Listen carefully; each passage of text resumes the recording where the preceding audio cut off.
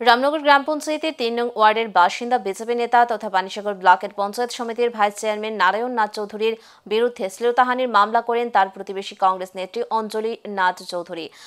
কংগ্রেস নেত্রীর দায়ের করা শ্লীলতাহানির মামলা থেকে বিজেপি নেতার রেহাই। 2018 সালে রাজ্যে পালা বদলের পর বিরোধী দল কংগ্রেস এবং সিপিআইএম হিংস্র হয়ে পড়ে আর বিজেপি দলের নেতা নেত্রীদের অকারণে মিথ্যে মামলায় ফাঁসানোর অভিযোগ উঠতে থাকে বিরোধী দলগুলোর বিরুদ্ধে।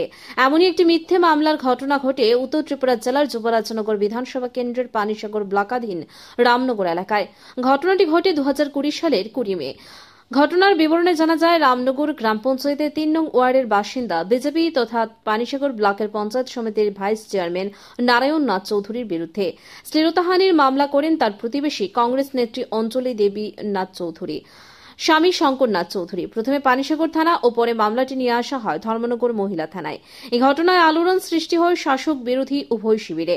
রাজ্যের দিকে দিকে পঞ্চায়েত সমিতির ভাইস চেয়ারম্যানের বিরুদ্ধে শ্লীলতাহানির অভিযোগ এনে গ্রেফতারের দাবি উঠতে শুরু করে। জল অনেক দূর করায় অবশেষে আগরতলা হাইকোর্ট থেকে জামিন নেন বিজেপি নেতা নারায়ণ বাবু। মূলত কিছু সংখ্যক রাজনৈতিক নেতার অঙ্গুলি হেলনে এই মামলা বলে প্রথম থেকে দাবি জানিয়ে আসছিল নারায়ণ বাবু। যদিও সে সময় রাজনৈতিক প্রতিহিংসার দরুন জেলার দলীয় একটি গোষ্ঠীর চাপে পড়ে নারায়ণ বাবু ভাইস চেয়ারম্যান পদ থেকে পদত্যাগ করতে বাধ্য হন। এদিকে STT 13612 নম্বরের মামলা চলতে থাকে ধর্মনগর জেলা ও দায়রা আদালতে। দীর্ঘ 4 বছর যাবৎ মামলা চলার পর 9 জন সাক্ষীর সাক্ষ্যদানের উপর ভিত্তি করে বুধবার জেলা ও দায়রা আদালতের বিচারপতি অংশুমান দাববর্মা অভিযুক্ত নারায়ণ নাথ চৌধুরীকে সম্পূর্ণ নির্দোষ বলে রায় দান করেন। এই আলোড়ন সৃষ্টিকারী মামলাটি সরকার পক্ষে পরিচালনা করেন পার্থ প্রতিম লাল আর নারায়ণ বাবুর এই হয়ে মামলাটি পরিচালনা করেন প্রবীণ আইনজীবী সুব্রত সরকার ও বিশিষ্ট আইনজীবী প্রদীপ কুমার নাথ।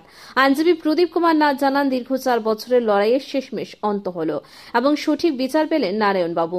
এদিকে মামলার রায়ে বেকসুর খালাস হয়ে যান নারায়ণ নাথ চৌধুরী। ভারতীয় বিচার ব্যবস্থার উপর অগাধ বিশ্বাস ছিল তার। যে যাই বলুক না কেন তিনি জানতেন তিনি সম্পূর্ণ নির্দোষ। রাজনৈতিকভাবে তাকে কলুষিত করতে ফাঁসানো হয়েছে। মূলত রাজনৈতিক প্রতিহিংসা ও জায়গাজনিত কারণে কংগ্রেস নেত্রী অঞ্জলি নাথ চৌধুরী তার উপর মিথ্যে মামলা করেছিলেন, যা আদালতে প্রমাণিত হল। অপরদিকে এদিনের রায়দানের পর বেকায়দায় পড়ে যায় যুবরাজনগর বিধানসভার বিরোধী শিবির। পাশাপাশি পঞ্চায়েত নির্বাচনের প্রাক মুহূর্তে বিরোধীদের তোলা অভিযোগ মিথ্যে প্রমাণিত হতেই এলাকায় বিরোধী কংগ্রেস দলের উপর এলাকার জনগণের বিশ্বাসযোগ্যতা প্রশ্নের মুখে এসে দাঁড়িয়েছে। এই রায় বিরোধীদের শিবিরে বড়সড় ধাক্কা বলে মনে করছেন তথ্যবিজ্ঞ মহল। যে ভারতীয় সংবিধানের যে বিচার ব্যবস্থা, সেই বিচার ব্যবস্থার উপরে আমার একটা পূর্ণ আস্থা ছিল। আমি পানিসাগর পঞ্চায়েত সমিতির ভাইস চেয়ারম্যান হওয়ার পর যে আমার যে সামাজিক একটা প্রতিপত্তি বা জনগণের সেবার কাজে যে আমি ভূমিকা নিয়ে কাজ করছিলাম, সেই কাজে বাধা দেওয়া বা এই কাজে আমাকে বদনাম করার জন্য অঞ্জলি দেবী চৌধুরী কংগ্রেস নেত্রী আমার বিরুদ্ধে একটা মিথ্যা মামলা করেছিল 2020 মে মাসের 20 তারিখে। দীর্ঘ 4 বছর প্রতীক্ষার পর আজ সেই মামলার রায় ঘোষিত হলো। বিচার ব্যবস্থায় আমি সেই মামলা থেকে রেহাই পেয়েছি। আমি বিচার ব্যবস্থাকে অসংখ্য ধন্যবাদ জানাই এই রায়ের জন্যে।